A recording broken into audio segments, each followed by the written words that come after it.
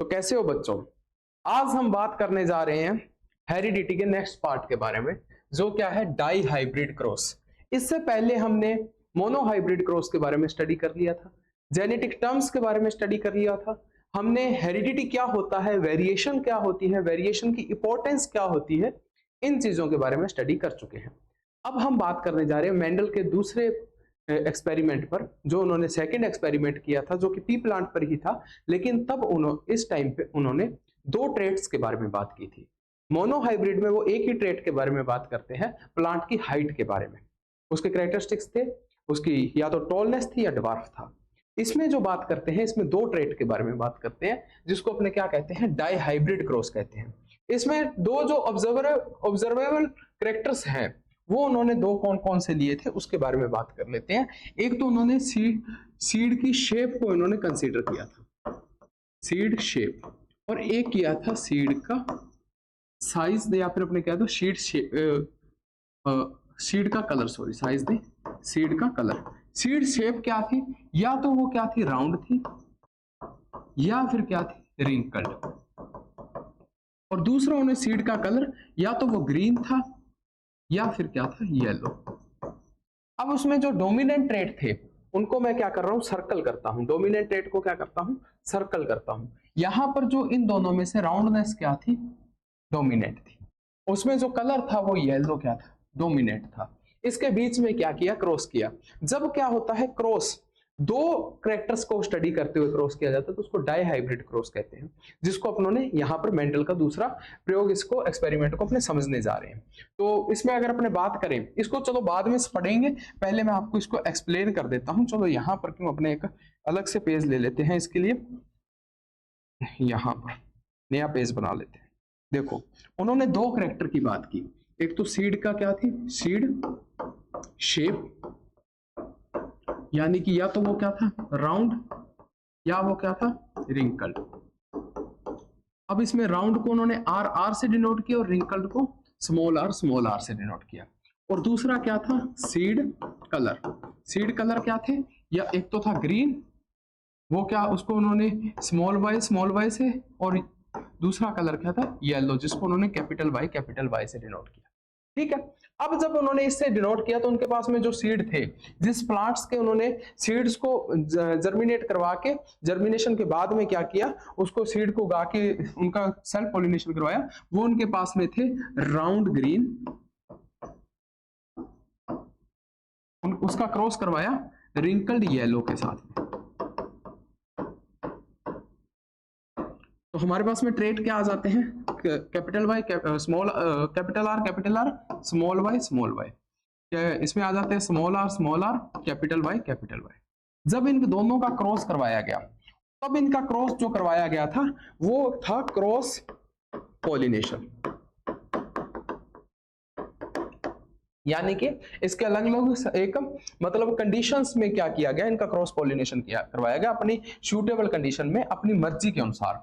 अब क्या है, यहां पर जब इन्होंने क्रॉस करवाया, तो उनके पास में जो सीड निकल कर आते हैं, जो नए प्लांट निकल कर आते हैं, उनका जो कन्फिगरेशन उनके पास में आता है, जो उसका उनके पास में जीनोटाइप आता है, वो क्या आता है, r r capital Y small y. इसमें क्या है कि उनके पास में जो सीड है, वो क्या है, राउंड येलो, क्या है, राउंड येलो। अब एक बात देखने वाली है कि इसमें सीड का जो कलर पहले क्या था, सीड का जो शेप थी वो राउंड थी और कलर ग्रीन था, और दूसरे में सीड का कलर जो शेप थी, रिंकल्ड थी, कलर क्या था, येलो था। लेकिन जो बाद में उन्होंने F1 जनरेशन में देखा, F1 प्रोजेनी में देखा, तो क्या देखते हैं कि राउंड येलो कलर के क्या आ जाते हैं, उनके पास में सीड आ जाते हैं। तो ये एक नई बात थी। फिर उन्होंने इसके लिए क्या करवाया, इनका आपस में सेल्फ फर्टिलाइजेशन करवाया। क्या करवाया, सेल्फ फर्टिलाइजेशन, या सेल्फ क्रॉस कह सकते हो आप इसको, आर आर और r capital Y small y. अब बेटा इसके लिए क्या करना पड़ता है, इसके लिए हमें पुनेट स्क्वायर का हेल्प लेनी पड़ती है। हम क्या बनाते हैं, पुनेट स्क्वायर बनाते हैं। चलो अपने पुनेट स्क्वायर बना लेते हैं कि कौन कौन से हमारे पास में यहाँ पर ट्रेट आ सकते हैं। तो चलो अपने इसको ड्रॉ करते हैं यहाँ पर इस तरीके से। ठीक है। अब जो हम यहाँ पर ड्रॉ करने जा रहे हैं, वो देखते हैं, उसको लाइन लगा लेते हैं इसमें।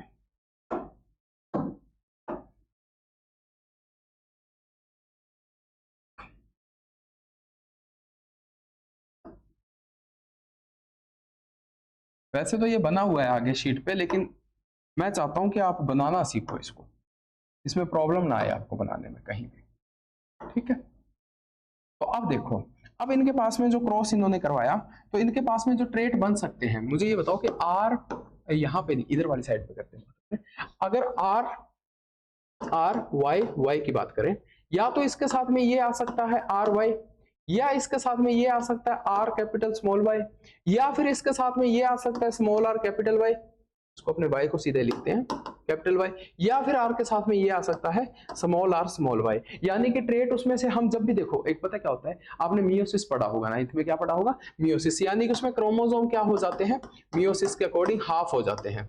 जो गैमेटिक सेल होती है उसमें क्रोमोसोम क्या हो जाते हैं, हाफ। जब क्रोमोसोम हाफ हो जाते हैं तो इसका मतलब क्या है कि दो क्रोमोसोम है, दो थ्रेड है इस क्रोमोसोम के, इसमें से जो रिप्रोडक्शन में हिस्सा लेगा वो एक ही लेगा, या तो ये आर लेगा या ये आर लेगा। तो इसमें से हमारे साथ में एक ही आएगा और इन दोनों में से एक ही आएगा। तो हम क्या कर रहे हैं, इसमें से एक ले रहे हैं। तो अब हमारे पास में 4 कंडीशन इसके लिए आ जाती है, 4 कंडीशंस हमारे पास में यहाँ पे है, और 4 कंडीशन इसके लिए बनेगी सेम, उसमें तो कोई फर्क तो आएगा नहीं। तो आप इसको समझ सकते हो। तो देखो, अब हम इसको लिखना शुरू करते हैं। कैपिटल आर कैपिटल वाई, अपने चलो इसको अलग कलर से लिखते हैं, capital r capital y, capital are small Y, small are capital Y, small are small y, इसमें सेम वही आ जाएगी।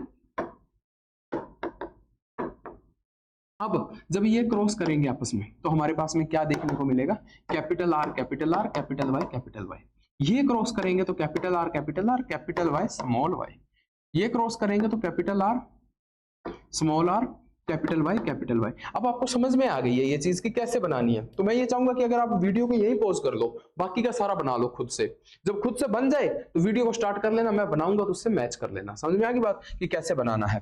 तो capital are small are capital Y small y, ये यहां पर आ गया। अब capital r capital Y small Y, capital r capital Y small Y, capital are small are capital Y small Y, capital are small are capital small y. ठीक है। अब यहां पर अपने पास में क्या आ जाता है, capital are small are capital Y और capital Y. So capital are small are capital Y small Y, capital small are capital Y small are capital Y small Y, small R, एक minute, capital are small are capital Y small Y, capital are small Y small Y, capital small are capital Y small Y, small are small Y. तो ये हमारे पास में condition आ जाती है।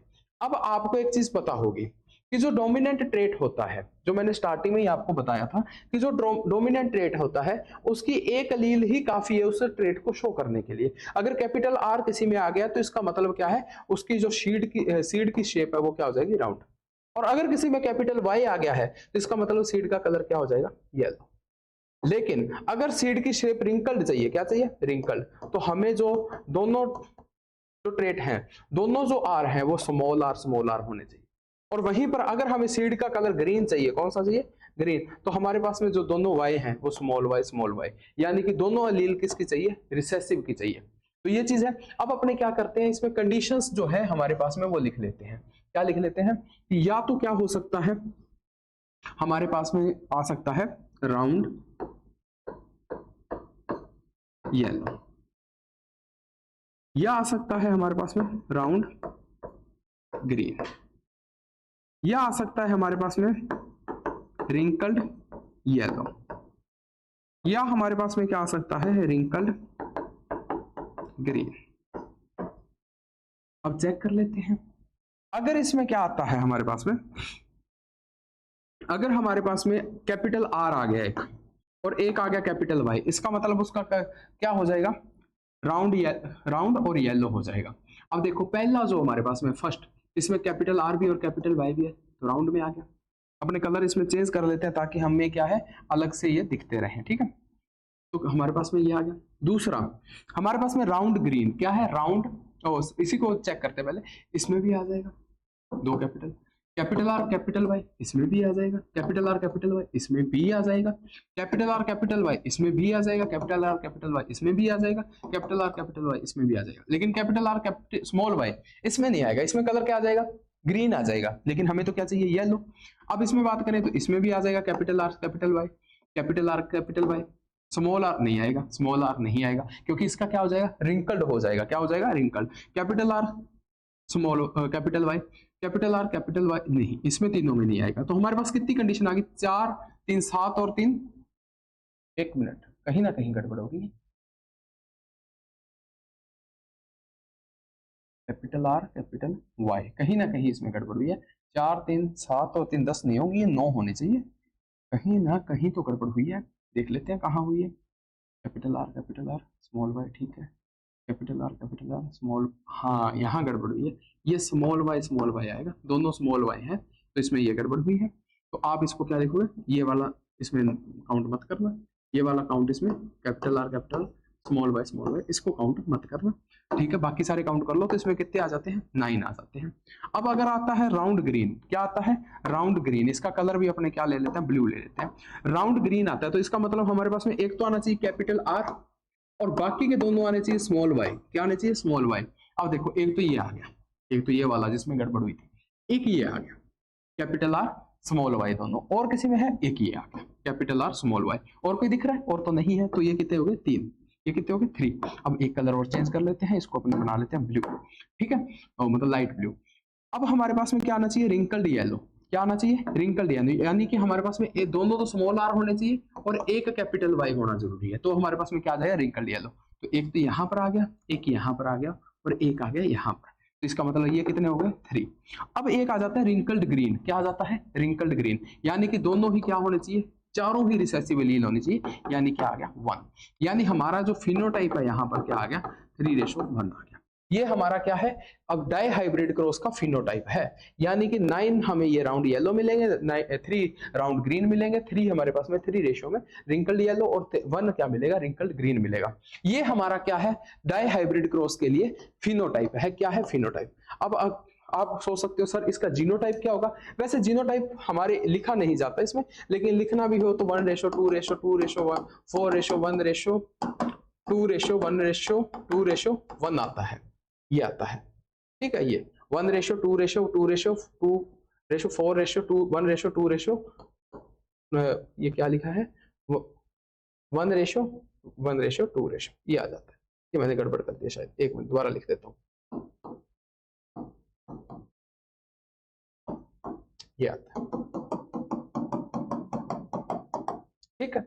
अब अपने बात करते हैं आगे, ये वैसे जीनोटाइप इसका पूछा नहीं जाता है, हम अभी अपने जो पीछे वाली स्लाइड उस पर चलते हैं। अब देखो dihybrid cross, a cross between two plants having two pairs of contrasting characters called dihybrid cross. जब दो कैरेक्टर्स के बारे में, दो ट्रेट्स के बारे में बात करते हैं, ऑब्जर्वेशन क्या है, when RR was crossed with the RRY, किसके साथ में क्रॉस करवाया गया, RRY के साथ, F1 generation all were yellow, round yellow seed, सारे क्या थे, राउंड येलो, नई चीज देखने को मिली थी, नया कलर देखने को मिला था, कॉम्बिनेशन देखने को मिला था, कॉम्बिनेशन क्या था, न्यू था भाई इसमें।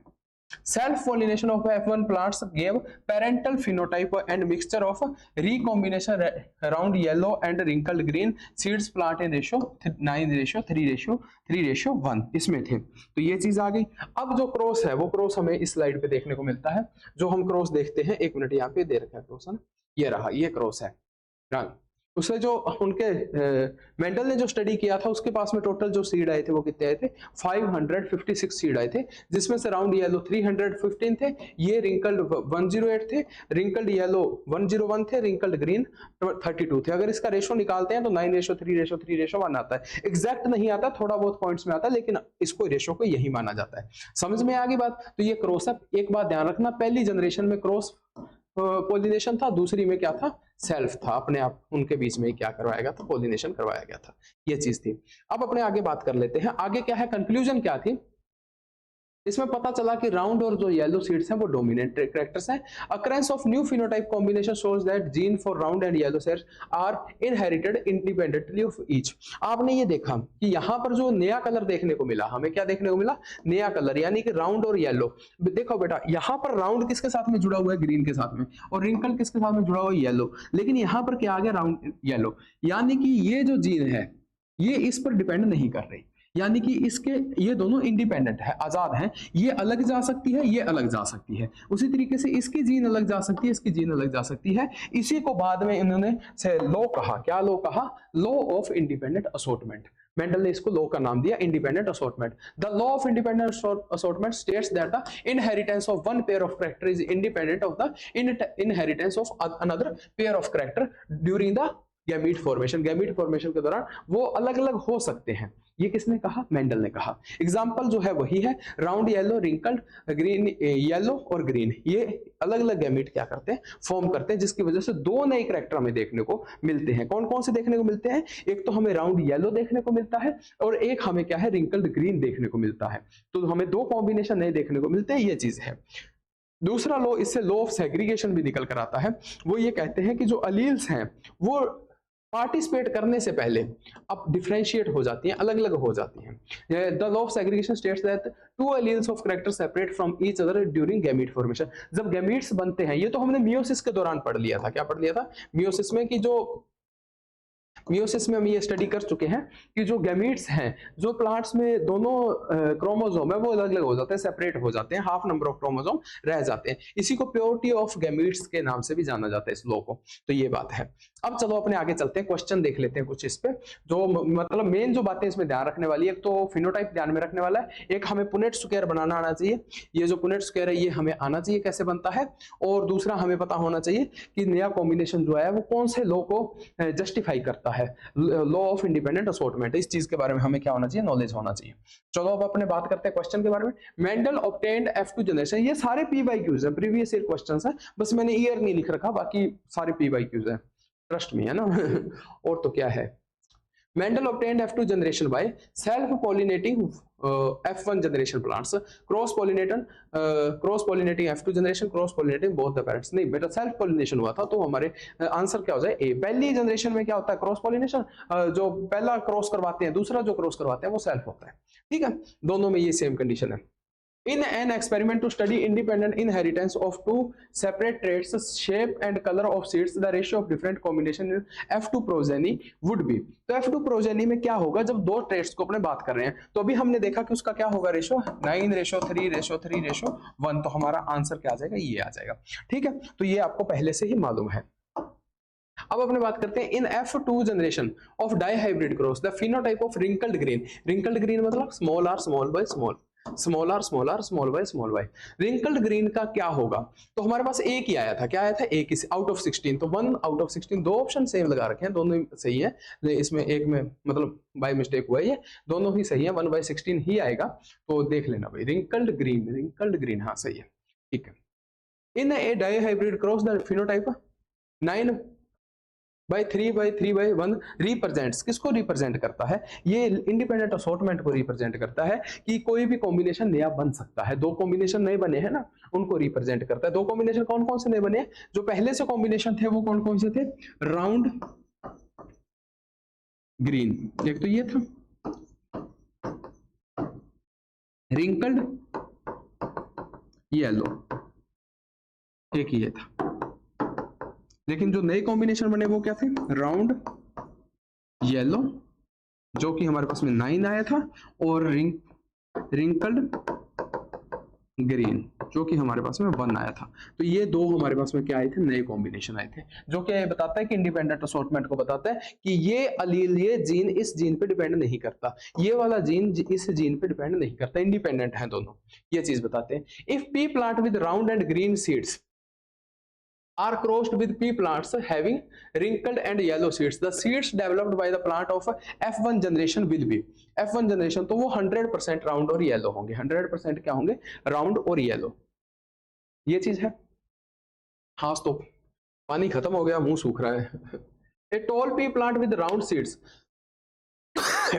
is crossed with a short pea plant wrinkled seeds, the F1 generation will be। क्या हो रहा है? क्रॉस करवाया जा रहा है, दोनों का क्रॉस करवाएंगे तो हमारे पास क्या आएंगे? दोनों ये ट्रेट क्या है? डोमिनेंट है। तो 100% क्या आएंगे? टॉल, और हमारे पास में क्या आएंगे? राउंड आएंगे। तो टॉल और 100% राउंड, ये वाला डी ऑप्शन हो जाएगा। ठीक है, तो ये क्रॉस आप करा के देख लिया करो। तो इस तरीके से होता है। In dihybrid cross RRXSY the genotype of F1 generation, तो क्या होगा, यही मेरा। दोनों को करवाएंगे, अभी पीछे ही करवाया है, बस सिंबल्स चेंज हुए हैं। अब देखो भी ट्रेड्स एक्सप्रेस कैसे होते हैं, ट्रेड्स कैसे दिखाई देते हैं। तो देखो बेटा सीधी सी बात है, जो जीन है ना, जीन प्रोटीन रिलीज करेगा, क्या रिलीज करेगा, प्रोटीन। और वो प्रोटीन, पर्टिकुलर प्रोटीन जो होगा वो उसी ट्रेट के लिए होगा, तो उस ट्रेट को शो करेगा। जैसे मान लो अपने एक एग्जांपल के तौर पे बात कर सकते हैं कि मान लो हमारी स्किन का कलर क्या है, मतलब डार्क है, क्या है, डार्क।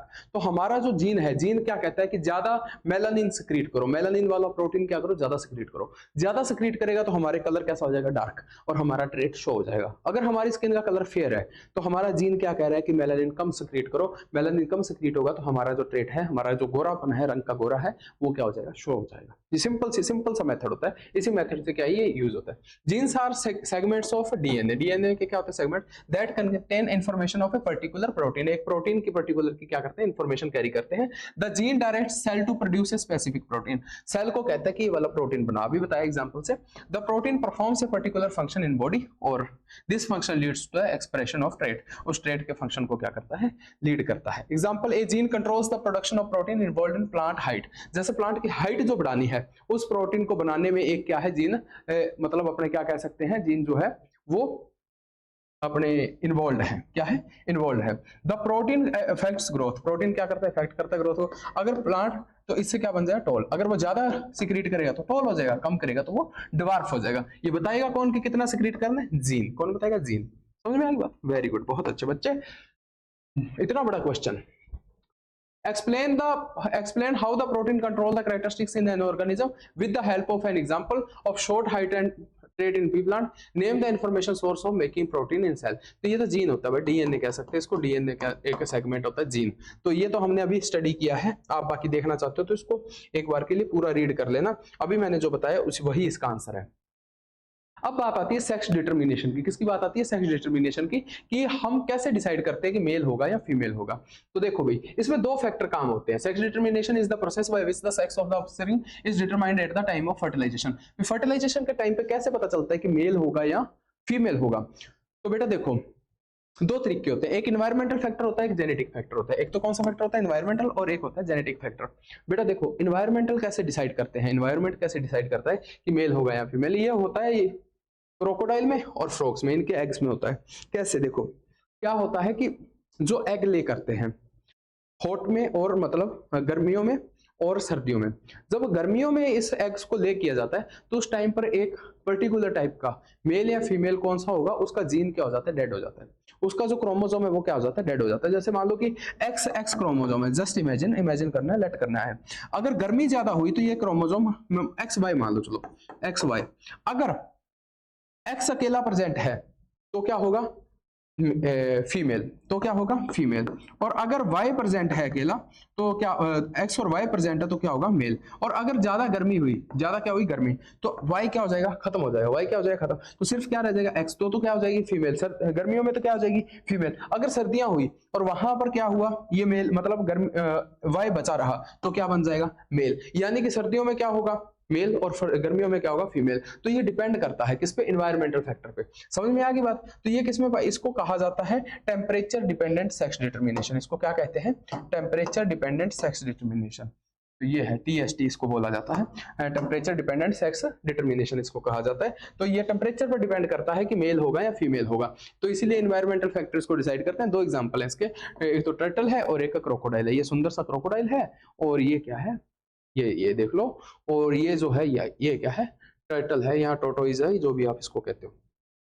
दूसरा जो फैक्टर होता है वो होता है जेनेटिक्स, जो हमारे मेल्स में और मेल्स में क्या, ह्यूमंस में काम करता है। किसमें काम करता है, ह्यूमंस में। देखो कैसे करता है, ह्यूमंस में 46 क्रोमोसोम होते हैं। कितने क्रोमोसोम होते हैं, 46 क्रोमोसोम होते हैं, जिसमें से 44 जो क्रोमोसोम होते हैं उसको कहा जाता है ऑटोसोम्स। क्या कहते हैं, ऑटोसोम, जो हमारी बॉडी के डिफरेंट फंक्शंस को क्या करते हैं, डिस्क्राइब करते हैं कि हमारा स्किन कलर कैसा होगा, हमारा जो हाइट कितनी होगी, हमारी आईज का कलर कैसा होगा, हमारी मतलब आईज कैसी होंगी, वो सारी चीजों को जो डिसाइड करते हैं, हमारी पूरी बॉडी की शेप वगैरह एवरीथिंग अकेला ये छोड़ के मेल और फीमेल बाकी सारी चीजों जो डिसाइड करते हैं उनको कहा जाता है ऑटोसोम्स। क्या कहते हैं उनको? ऑटोसोम। और जो दो बच गए जो ये डिसाइड करते हैं कि मेल होगा या फीमेल, उसको कहते हैं सेक्स क्रोमोसोम। उसको क्या कहते हैं? Sex chromosome. उसको क्या कहते हैं? Sex chromosome. अब क्या होता है देखो, हर मान लो जो स्पर्म है, स्पर्म जो है, स्पर्म बनता है मियोसिस के द्वारा। किसके द्वारा बनता है? मियोसिस के द्वारा। और जो एग है, ओवा जो है, वो बनता है किसके द्वारा? अपने उसको क्या कहते हैं? एग। ये भी कैसे बनता है? मियोसिस से। यानी कि इनमें कितने क्रोमोसोम रह जाते हैं? 23। इसमें भी कितने रह जाते हैं? 23। अब सुनो बात ध्यान से। अब क्या है कि एक स्पर्म है, उस स्पर्म में 23 प्लस में एक्स है, और एक स्पर्म है उसमें 23 प्लस में वाई है। उधर ही दूसरी तरफ क्या है, अगर अपने बात करें तो इधर एक तो ये तो हो गया किसमें? मेल में। ये तो किसमें हो गया? मेल में। और जो फीमेल है, फीमेल में क्या होगा? इसमें 22 प्लस में एक्स है और 22 प्लस में वाई है। अब एक बात बताता हूँ, मेल में ये बताना भूल गया मैं, मेल में जो क्रोमोसोम होते हैं वो क्या होते हैं? 40 प्लस में एक्स वाई। ठीक है, ये क्रोमोसोम होते हैं। और जो फीमेल में होते हैं वो क्या होते हैं? ये 44 प्लस में एक्स एक्स। दोनों क्रोमोसोम सेम होते हैं, यानी कि होमोजाइगस पेयर किस में पाया जाता है? फीमेल में। फीमेल में कैसा पेयर पाया जाता है? होमोजाइगस। और मेल में कैसा पाया जाता है? हेट्रोजाइगस। कैसा पेयर पाया जाता है? हेट्रोजाइगस। ठीक है, ये बात आपको समझ में आ गई। अब देखो यहां पर जो है, अब ये अगर ये वाला जो एग है, ये वाला एग है और ये वाला है, ये वाला एग है और ये वाला है, अगर ये वाला एग इस वाले स्पर्म से फर्टिलाइज हो जाता है तो क्या होगा? 44 प्लस में एक्स एक्स आ जाएगा। अगर ये वाला एग इससे फर्टिलाइज हो जाता है तो 44 प्लस में एक्स वाई आ जाएगा। अगर ये वाला, इसमें एक्स एक्स है बेटा, फीमेल में कहां से एक्स लिख दिया मैंने? वाई। ठीक है, एक्स एक्स। ठीक है, अगर इसमें ये वाला इसके साथ फर्टिलाइज हो जाता है तो 44 प्लस में एक्स एक्स आ जाएगा। और अगर ये वाला इसके साथ फर्टिलाइज हो जाता है तो 44 प्लस में एक्स वाई आ जाएगा। यानी कि अगर आप देखोगे तो दो तो कंडीशन बन सकती है, क्या होगी? गर्ल। क्या होगी? गर्ल। और दो जो कंडीशन बन सकती है वो क्या होती है? बॉय। यानी ये क्या आ गया? 2:2, 1:1, यानी कि 50-50% चांसेस। क्या आ गए? 50-50% चांसेस है कि बॉय होगा या गर्ल होगी।